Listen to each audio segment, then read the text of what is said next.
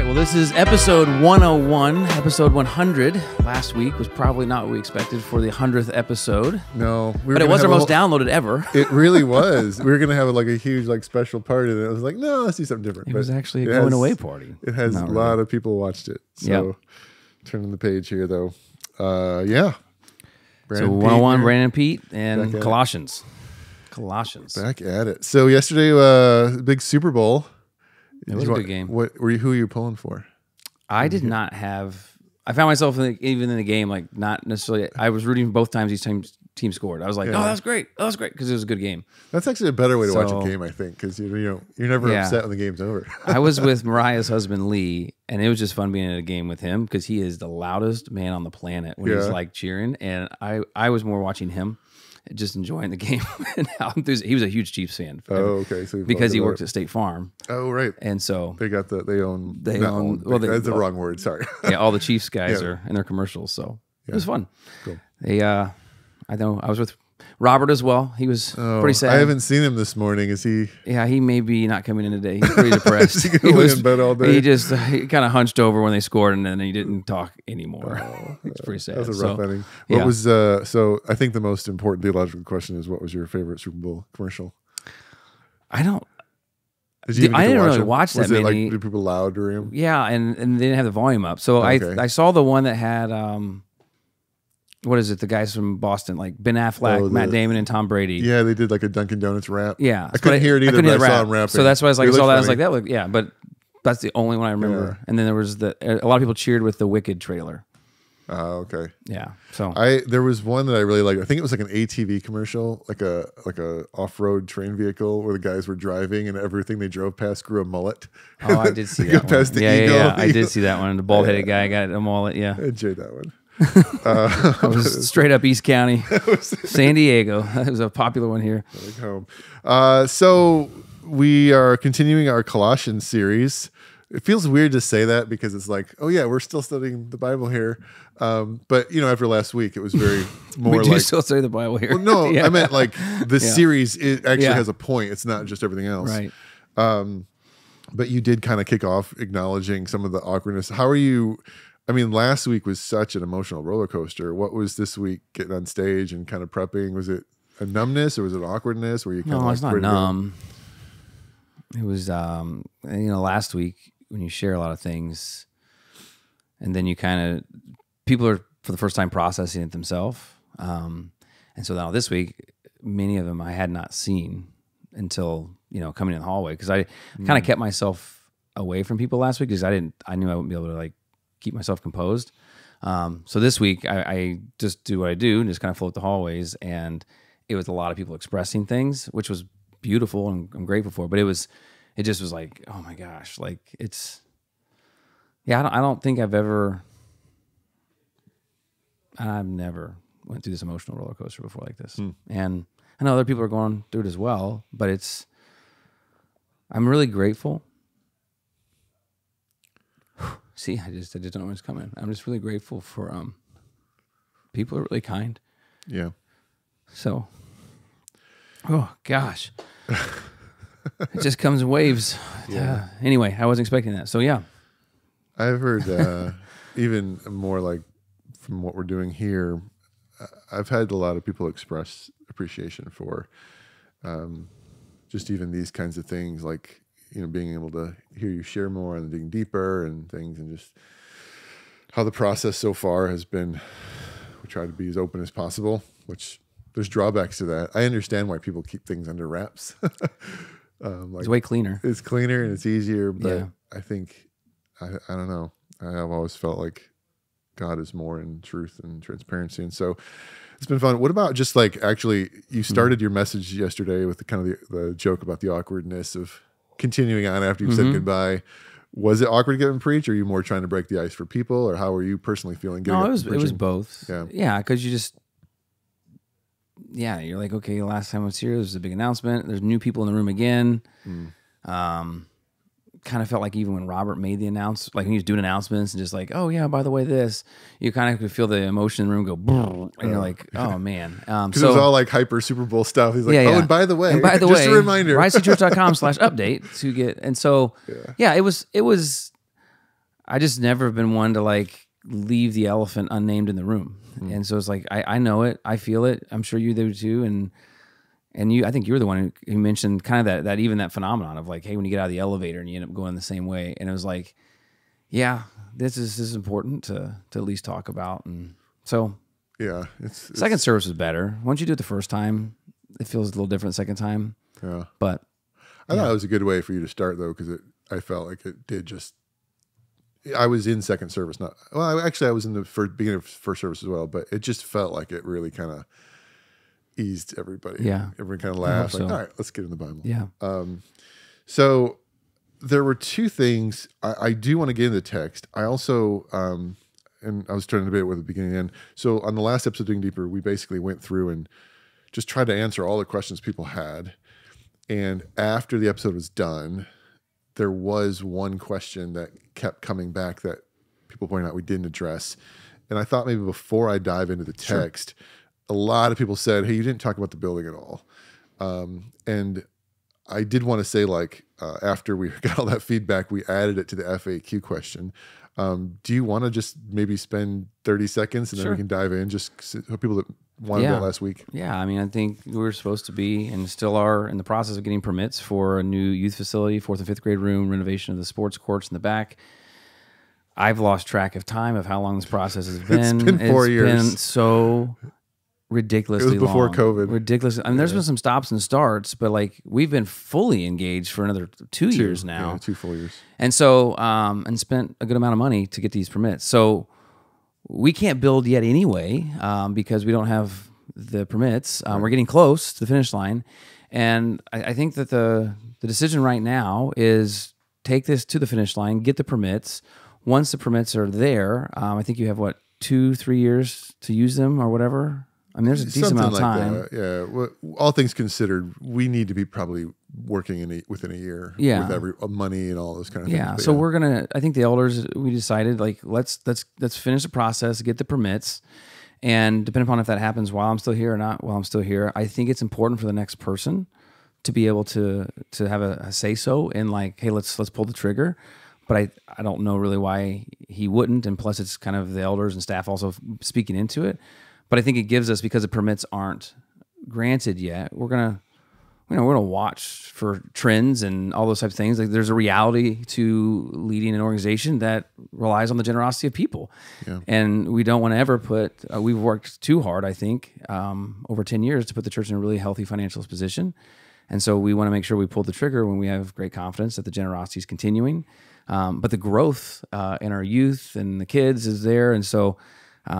We anticipate being able to build within this year, as long as we get the permits within this year. And I think the elders and I know the staff were all like, let's make this happen. I just felt like I don't want to, let's say like tomorrow we get the permits and it's like, we can start building tomorrow. It's like, I'm comfortable making that decision, but I also feel like if someone's stepping in after me to say, hey, here's this loan that we're going to take on, right. I don't feel like that is wise for me to hand that to somebody unless they feel like they own it as well.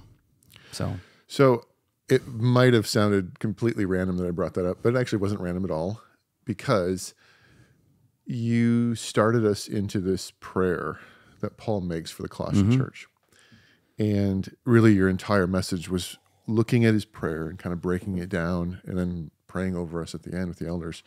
And the first part of the prayer is just so powerful. I have my NIV, I know you don't see, but he says, we continually ask God to fill you with the knowledge of his will through all the wisdom and understanding that the Spirit gives. And I what I wanted to talk about was not in any way, shape, or form like a disagreement with what you said, but more of like a different angle. Like that you really took that at a very like because you're on the stage talking, preaching people, it was more of a personal, like, what does this mean in your life? But as church leaders, like, do we build a building in the middle of all this? Like, God, what is your will? And how big of a deal it is to even just take that sentence of like Paul saying, I'm praying that God gives you wisdom and insight into what he wants, and how big of a deal that is in my own personal life, but also collectively as an organization when we're thinking about these massive decisions. But I wanted to get specific because maybe just have a conversation, because I'm not coming with a specific answer in my head or an agenda. I heard a guy it was like a quick social clip, and I listened to it. I don't know who he was. He was a pastor or whatever. And he was talking about the will of God. And essentially his point was, God doesn't care as long as it's not sin, do whatever you want. He's like, God doesn't care who you marry or whatever. And he's like, at the end of the day, like God wants you to love people and be a nice person and let you do the rest yourself. And I'm probably butchering that, but that's the intent. That's the feeling that I got when he was preaching, when he was talking.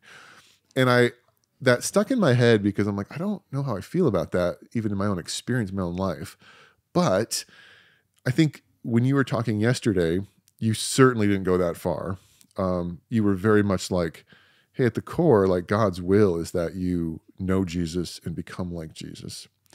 And then there's grace after that, which I agree. I'm there with you. At the same time, I would say we'll just have a dialogue here. Last week, you communicated to the congregation that you feel it's God's will that you take this job. Yeah. So clearly you believe that God does have a will for specific parts of your life, at least occasionally. Sure. So like, I guess just talk us through that from your point of view. Yeah. And I mean, I even ended up striking this part out of my notes, only because I didn't know if I'd have enough time to get through it. But like, trying to reach the largest group of people in the room, I went in the direction of like, there's different language used in terms of whether it's general will, specific will, revealed will, sovereign will, all these things. But I do think that there's like the idea of to know Christ, to become like Christ, to, share Christ with others. Like these are passages you can take to the bank and say, this is God's will for your life. For everybody at all times. For everybody. And that's what I spoke to yesterday, the general aspects. And so when he's even talking about the complete knowledge of God's will, and looking at morals and ethics and divinity and stuff like that, like I think that's why I was like, I'm just going to camp there. But I also would have said, but I do think there's moments of specificity and like the specific will of God for individuals' lives. And I think that the hard part in that for me is we see it scripturally that there's obviously examples that God said, hey, Abram, you're coming Abraham and you're going here. And hey, David, do this. And all these people that they're appointed and anointed by God to do whatever he calls them to do. The hard part is when you take those and prescribe those across the board versus describe those. And I think that, I would say in my own life, I feel like that even marrying... Can you explain prescribe versus describe? So prescribing, like I look at the Bible and this is like prescribed, like God says do this and it's for every single person. So like when it says... Don't kill. Right, don't kill, or it's God's will that you should live in purity or sanctity. Things like that, like those are prescribed. Description is this happened in the life of Solomon. Well, just because it happened in the life of Solomon doesn't mean that this is what God's will is for my life. It's just describing him. Just because David killed a giant doesn't mean you should kill tall people. Yeah, exactly. Okay. Right, yeah. Gotcha. I was thinking about the foreskins of Philistines. Like, we're not going to do that either. Weird. Just a description. So weird. Yeah. Anyway, just a description. Thank the Lord. But like in my life, I would say, absolutely. In this decision of going to Eastview to be the next lead pastor, there were things I feel like that were very specific that God spoke to my wife and I and gave us, like, this is what we believe we had for us.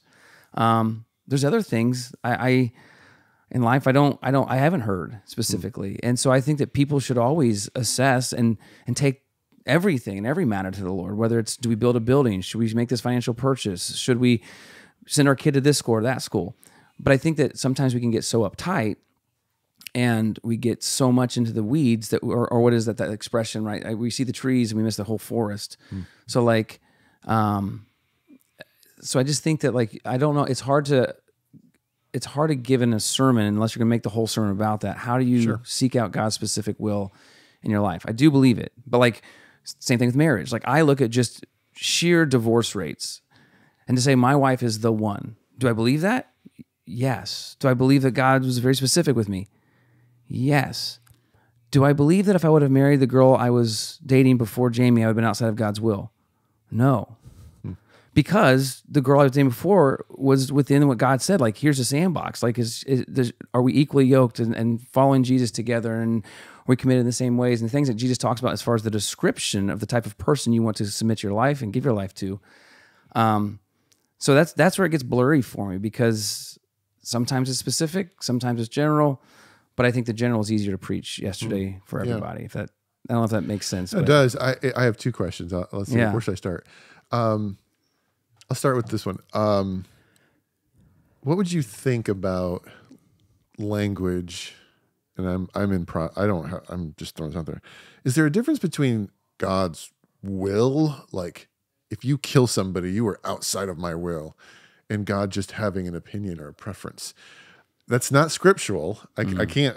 But I guess because like what you just said, like God has a will that you not marry someone that is also committed to Christ. Right. God has a will that you behave a certain way sexually, pre and post marriage, all these kind of things. Does he have an opinion though that Jamie was ultimately the person that he wanted you to be with?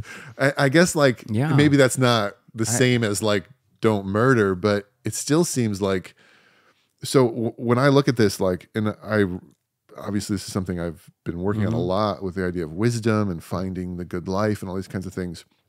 Like wisdom is like this idea that God has the right path. And there's, even one of the words that we translate as blessed in the Old Testament means to find the right path to bring about goodness. And it's like, well, if there are two paths and neither of them are sin, does God have an opinion about which one might be better? And that's, my brain always goes there, especially when people want to talk about wives, because I can relate to your experience. There were a few girls that I dated prior to Julie that it wouldn't have been like outside of God's will for me to marry, but I am absolutely convinced that God wanted me to marry Julie. Because he kept telling me to break up with these other girls. And eventually when I met Julie, I just heard the Holy Spirit say, marry her. Yeah. So I don't know. I don't know what to do with that. I wrestle with it. I mean, I look, and Jamie and I talk about this a lot, not a lot, but we laugh because we're like, the reason I feel like I say that, because they're in those passages that Jesus has as far as like, when you're married in heaven, like, is it going to be like it is here? Or is like be like the angels or something? Yeah, like there's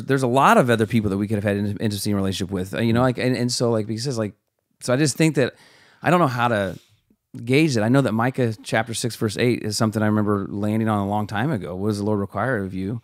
To act justly, love mercy, and walk humbly with your God. Yeah. And can I do that in San Diego? Can I do that in Bloomington, Illinois? Can I do that as a nurse? Can I do that as a teacher, pastor?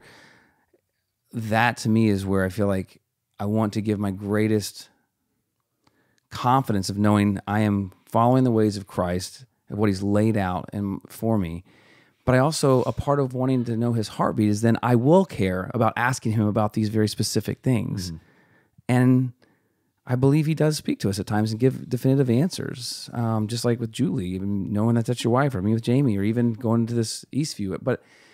And I think we're praying about the building. Like, we can lump that in there. Like, God, is this spiritually wise for us, financially, and what you'd have for us? Like, absolutely seek the Lord on those things. I think at the end of the day, though, the point that you made is it is, I think if you could go back and peer into Paul's mind when he was writing this letter, I don't think he was like, I'm just really praying that you know exactly who to marry. Yeah. I think he was praying like, you're living in this pagan culture where people around you are going to constantly try to lead you away from Christ. I'm praying that like you would understand he wants you to walk justly. Understand the life he's calling you to is really, I think, what he's getting at here. But I do think there is something, because we're human and we want to also find the details. Do you think I don't know this answer. Do you think we ask that question more in the Western world because of our individualistic lens versus? I think probably about marriage we do. Okay. I mean, I'm sure Abraham was like, wait, you want me to go where? What? Yeah. Huh? I mean, that was a big, like the story shows that it was very much like, I'm leaving my family and going where? So like something like uprooting your family, which was a huge deal back then and not as big of a deal now. You're leaving. We still have FaceTime and I can fly with you. Like, so I think the things that are maybe more part of our culture might be the things we wrestle with, but the idea of wrestling with whether or not God wants something in my life is I mean, I made Age old. yeah, like Yeah. I made a joke. I think I made a joke in my book, like literally since we've been writing on cave walls, like Yeah. there are hieroglyphics of like, what do the gods want for my life? Hmm. Like that's just, I think that's human nature. I guess the other thing, and I was trying to debate whether this is a good question or not, but there is this sense of like, okay, even if I believe that God does have maybe specific wills for me, what does it look like to find it? And sometimes there's this sense of like, well, how would I even know? Like, what would it even look like? Hmm. And what's interesting coming off of last week is you are in this position of saying, we've decided that we believe God's calling us this thing, but it wasn't like this one individual, I had a dream last night. Yeah. It was like, this was a process, like a massive process with tons of steps and Yeah. hints and things. Was it that way? Was it similar with Jamie, or was it quicker with Jamie? Because those are the two examples you've given of feeling like you knew God's will. So it was similar with Jamie. It happened quicker in terms of like carrying out the decision. But I remember when I was dating the other girl, I was thinking about proposing to her. And I remember going home back to my hometown of Mount Carmel, Illinois, because I was living in Bloomington, going to college, came down, and I started talking to my parents about it. And I was struggling with whether or not I wanted to buy a ring for her because of the cost. And my mom said, well, I had this extra ring that your dad gave me or whatever. I don't remember exactly what it was. Something like, you use this. And I thought to myself, oh, okay, yeah, that'll work. And when I thought to myself, that'll work, I know me.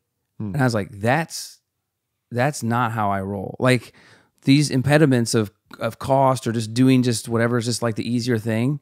That's not how I'm wired. It's like, I know, and how I would want to, like, I would be wise, but I want to try my best to give her the best and make a moment experience. And I started to like realize something wasn't right. And so that, like, it was almost like there's maybe, you'd say, as kind of a spirit unction within me, like, this isn't probably the right thing.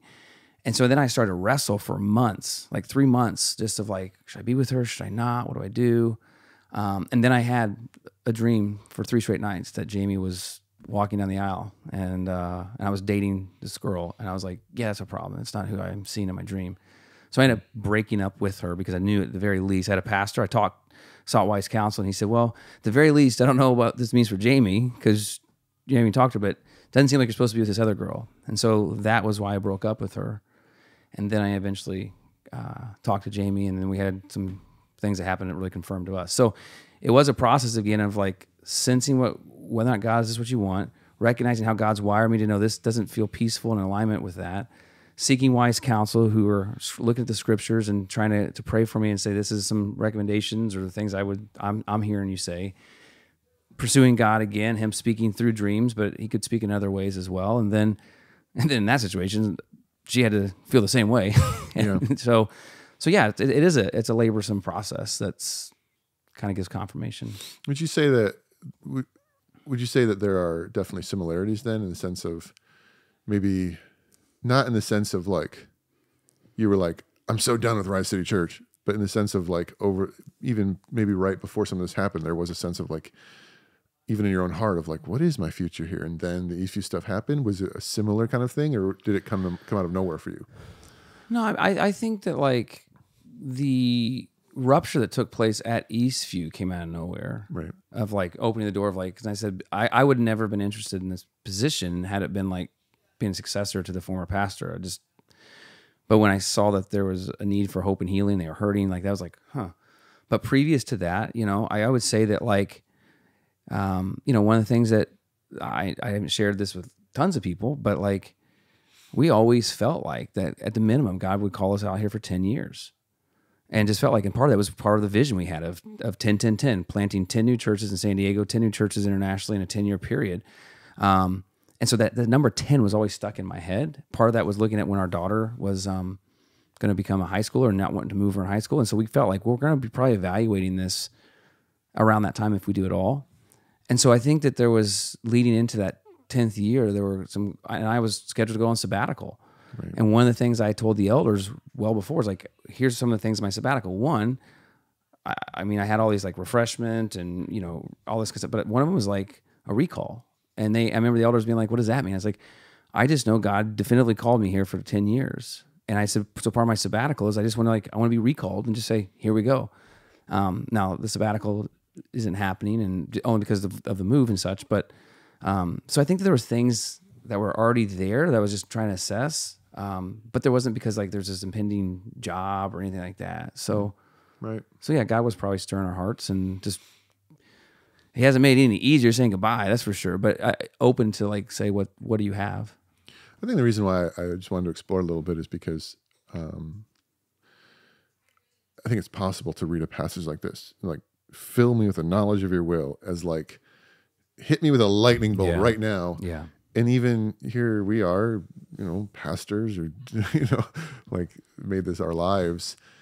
And that was a 10-month trying to come to a place. Like maybe sometimes it is just like, bam, do this, God, you know, but oftentimes being filled with the knowledge of his will is a process that he's inviting you to walk with him that takes many steps and takes some time. And you got to continue to trust that the answer will eventually come as you keep seeking him. And I think that's what you've done over the past year. And so, I mean, that's the primary metaphor, right? Jesus, come follow me or walk by the Spirit. Like there is a travel kind of piece to it that as we journey together, he'll unveil, he'll show. And there's even like all the way back in the Old Testament, like Jacob wrestling with God. Like there is times that you just like, so, and I'm sure there's instantaneous moments too. That's like, boom, I just knew. And so. Yeah, I've had both in my life. Yeah. I think the verse that always comes to my mind is his word is a lamp to our feet. Oh, yeah. And the picture of his word is not raising up the sun and letting you see the whole path. It's nighttime. Yeah. And his word will show you a few steps ahead of you. So keep walking. And if you don't keep walking, you'll never get anywhere. And I think like being filled with his knowledge of his will sometimes is like, well, his word has given me enough to take the next step. So let me take the next step and see where it leads. Just for a few minutes, I want to completely change direction. The next sentence says that you may live a life worthy of the Lord and please him in every way. And you touched on it briefly. Just the way my brain does it, I found myself sitting there a little bit. To be worthy of the Lord feels heavy. Like, I got to be worthy of God? Because we also say, like, no, he accepts you as you are. And then it's like, but now you need to live worthy of the Lord. And I'm not saying in my brain, I just was like, it's possible to hear that sentence is a very heavy, like, so wait, I really got to clean up and make sure I'm worthy of God. What would you say to someone that might read that sentence and read it that way? I think this is going to come straight from a book I'm reading right now. I'm reading John Mark Comer's new book, something Practicing the Way. Yeah, I can't remember something. Ringing endorsements. Something. I really like the book so far. I'm only like 60 pages in, but there's a part that there was just the way he wrote about something of like sometimes in American Christianity and maybe Christianity in general that we have softened the demand of the gospel by praying a prayer. I know you're passionate about this too. Praying a prayer, go to heaven, boom, you're good. And the sanctification piece and becoming like Christ is sometimes not as emphasized. And a lot of times its lack of emphasis comes because we don't want to say anything about works or effort because it's all what God does. And what he contends there, and he just had his one little line, he says, it's never about earning your righteousness or earning your salvation. But there's always been effort that needs to come with you being saved.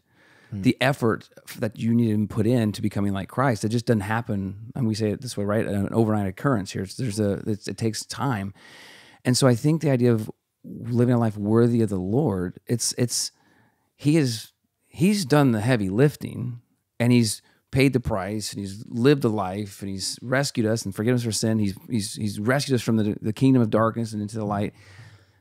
But now in light of that and what I've received and the hope that's in it and the gratitude, I need to put the effort in. I to just take that and be like, thanks, whatever. Like, it's not worthy. Like a great gift demands a worthy response, right? Like anyone that puts in time and energy to giving a great gift to anybody, one of the things is you might not want to say it, but like when the person gets it and is like, thanks, you're like, thanks. Thanks. I was planning that. I saved money for that for like a year. Like, right? Like there's some type of a great gift demands a worthy response. And that worthy response is our effort to say, how do I move into what this costs the Lord to do to become who he always wanted me to be, which actually is that good life and blessed life that you talked about earlier. Yeah. So pleasing him in every way isn't, I've got to achieve some standard to make him happy. yeah. It's saying, you died so I could live a better life. So if I'm not taking advantage of it, Paul Yeah. says I'm taking grace in vain. Yes. Yes. In that sense, worthy. Yeah. Yeah, I think I agree with you. It's funny though the way that words, if you're not careful, like someone could read that sentence and be like, "I'm going to be worthy of God. I'll never be Yeah. worthy of God." It's Yeah. like, well, that's not quite what he meant. But I'm always hesitant when I hit those sentences, and I'm like, maybe I need to explain. We can talk this through a little bit. Lastly, That's why I went with the guitar illustration, which completely bombed, but I was trying to make it more lighthearted. second service bound, right? Second Or is it service. didn't First service was not a bomb. It just took a little longer for it to tune. Second service, I couldn't get it to tune, and it bombed. But that's okay. It works. People don't understand what you're saying. The last one, just we've talked about this before, so it's not new, but praying for God to give you joy is an interesting concept. Because in this, there's other places that even Paul himself is almost like, rejoice, be joyful. Here, he's saying, I'm praying that God would give you joy. Like there's almost like joy is something I choose, but also something God can give. I don't know. I probably should have formulated a question before I brought it up, but that just caught me off guard. It was like, oh, so there are moments that I have to, maybe there's moments that joy is something I got to do here, but then there's other moments that I just can't manufacture it, and I have no hope if God doesn't give it to me. You are in a trial. Is that the wrong word? You're in a season where joy may be difficult just because of all of the sad emotions of leaving. What does it look like for you in this season to read that passage and saying, God, even in the midst of this, like, what does it look like to have joy or to pray for joy? I don't know. Is that fair? Sure. I don't know how to really fully answer that. I think that I've never been one to see the way that the words happiness and joy are minced by Christian teachers in terms of like, happiness is temporal and emotional and joy is this deep, abiding, long-lasting thing. I'm like, yeah, I think you're kind of, they're the same a lot of times. Yeah. Like you feel joy or you can. Christians are scared of emotions a lot of times. Yeah. Probably that. So You'll be led by your happiness kind of thing. So I think the way that sometimes happiness is described in terms of like it's circumstantial. Sometimes you feel it, sometimes you don't. In the same way as joy. Like there are times I just feel an abiding, deep sense of gratitude and joy for what I'm experiencing, or a great comfort in knowing even what I'm going through is going to still have something better on the end. And in those moments, I'm rejoicing. Like the scriptures say, hey, rejoice. I say it again, rejoice. But there are other moments that like, it's weird because like this podcast now is like probably being listened to by 2 different congregations. And so when like all the comments on the post. Yeah. So like, happy sad. So when I'm talking about like, but the reality is because I love Rise City so much, I have to pray for God to give me joy in this next move. I am extremely excited and grateful about the opportunity that's ahead at Eastview, but my joy quotient right now, I'm asking God to give me deeper joy because I'm having to say goodbye to so many people I love. And so I think it's a both and again, where there's times where it's just there based upon natural circumstances. And other times like, God, I need your strength, your glorious power to give me joy. And I think that's why he even comes to the end and wraps it with like, if you can't find joy in anything else, never forget that you have been rescued, that you have been pulled from the kingdom of darkness into light, that your sins have been forgiven. And like, if the whole circumstance that's so hard is your life now, it pales in comparison to what is going to happen eternally. And I think that asking God to give me perspective gives me joy in those moments. And so I think it's a both and. I don't know. Yeah. The last week, really, you and I, we have talked about this, it's offline, but it's given me a lot to think about in that regards. Seeing our kids deal with this, And even just like kind of some things that my wife has said of like how sometimes in Christian culture, verses like this are powerful and they're important because, yeah, amidst even the worst things, we still have a greater hope. But at the same time, sometimes Christians can be like, well, don't ever be sad. Don't be sad. Be instead, God loves you. Be happy. And like the Bible says to have joy in the midst of our trials. And it's like, and that's where all this stuff kind of hits. And you're like, okay, I understand. Like, but just to be able to say like, sometimes like all of our emotions are at their core things that God has given us. Yeah. And so I don't want to label some of them as bad and some of them as good. And it's okay to be sad. It's okay to acknowledge that right now, this is a difficult season. It's sad. Some of it kind of sucks. But to say like, God, I'm trusting that joy will, joy will come in the morning kind of thing. And it's like that. I think of that verse, like joy will come in the morning. It's a psalm, right? Is it Lamentations or a psalm? Whatever. It's in the Bible. I know it's a song. Something about joy will come in the morning. Like, well, that means that at nighttime there isn't joy.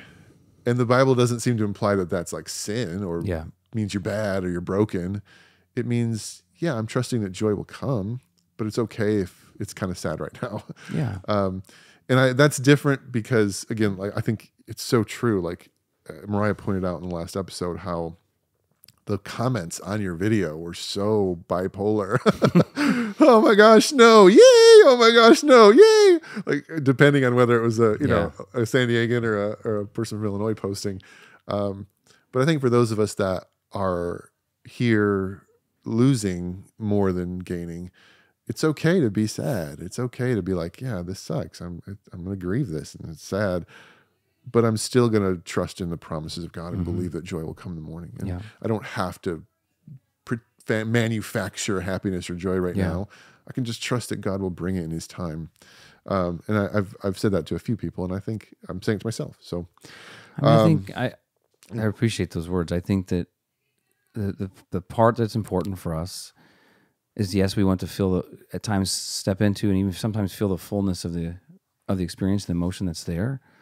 And it's okay. Sometimes there are psalms that are written, which are David full of anger, full of sadness, and they don't get resolved. Like we read the next psalm's happy, but it's like, those were like sometimes not next to each other. Like there was just an unresolved psalm of sadness. There's a whole book, Lamentations, right? So like you can't dismiss the grief piece of just being grief and just put a bow on it.